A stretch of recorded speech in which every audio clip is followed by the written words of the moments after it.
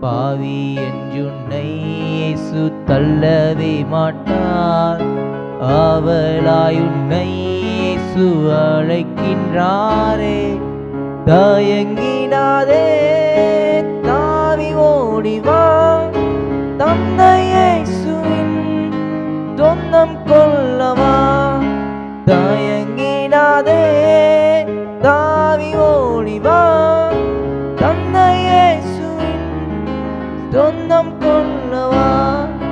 தந்தை இயேசுவின் சொந்தம் கொள்ளவா.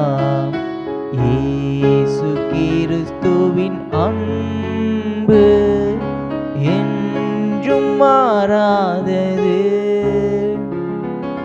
இயேசு கிறிஸ்துவின் மாறா கிருபை